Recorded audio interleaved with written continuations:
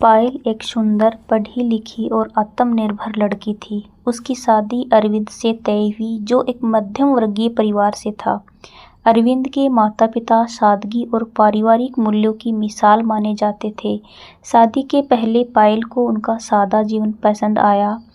उसे लगा कि यह परिवार प्रेम और सहयोग से भरा हुआ है, लेकिन शादी के बाद पायल को सादगी के नाम पर एक ऐसी कंजूसी का सामना करना पड़ा जिससे उसके जीवन को पूरी तरह बदल दिया। पायल और अरविंद की शादी बेहद सादगी से हुई।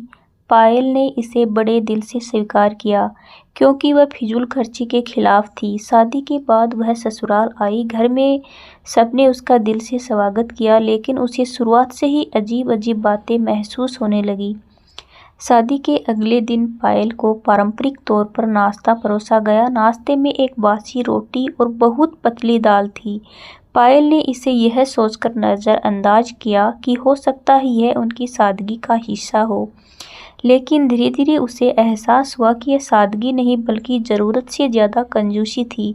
घर में हर चीज़ का इस्तेमाल इतनी सावधानी से होता कि पायल हैरान रह जाती। सब्जी में मसालों और तेल की मात्रा नामात्र की होती। खाना बार बार गर्म करके परोसा जाता। मेहमान आने पर भी केवल चाय और पानी पिलाया जाता, और वह भी बिना दूध की। दूध में पानी इतना मिला होता कि उसकी शक्ल ही बदल जाती। घर में बिजली और पानी को बचाने के नाम पर परिवार ने अजीब नियम बना रखे थे। शाम होते ही घर की लाइट बंद कर दी जाती। पंखा या कूलर सिर्फ गर्मियों में चलाने की अनुमति थी, वह भी कुछ घंटों के लिए। नहाने के लिए पानी की सीमित मात्रा दी जाती थी। पायल को उम्मीद थी कि शादी के बाद उसे नए कपड़े और गहने मिलेंगे, लेकिन उसकी सास ने उसे अपने पुराने कपड़े पहनने को कहा। त्योहारों और ख़ास मौक़ों पर भी परिवार के सदस्य वही पुराने कपड़े पहनते। त्योहारों का माहौल भी बेजान सा रहता। दिवाली पर दिए जलाने के बजाय मोमबत्ती का इस्तेमाल होता। होली पर रंग की जगह सिर्फ गुलाल लगाया जाता। किसी भी त्योहार पर मिठाई के नाम पर गुड़ या सस्ती मिठाई लाई जाती। पायल ने शुरुआत में इन आदतों को समझने और अपनाने की कोशिश की।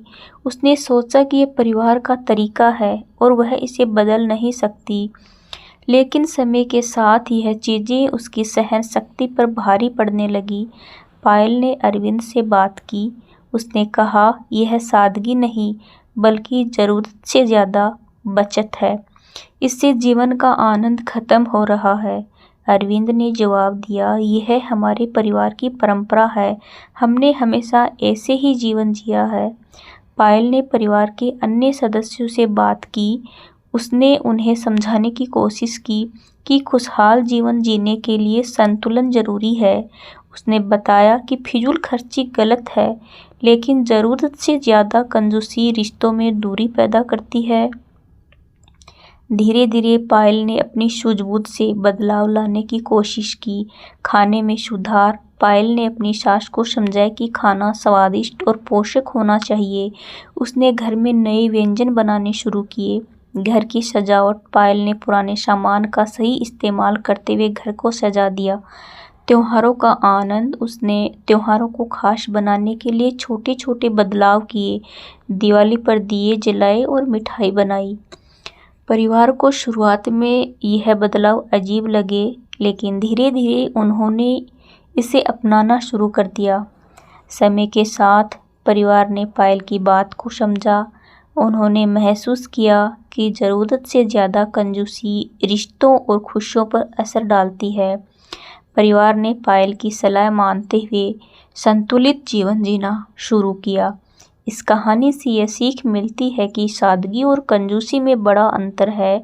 सादगी जीवन को सरल बनाती है और कंजूसी जीवन को शर्मिंदगी महसूस करवाती है। Please story by Sannu channel को लाइक एंड सब्सक्राइब ज़रूर करें।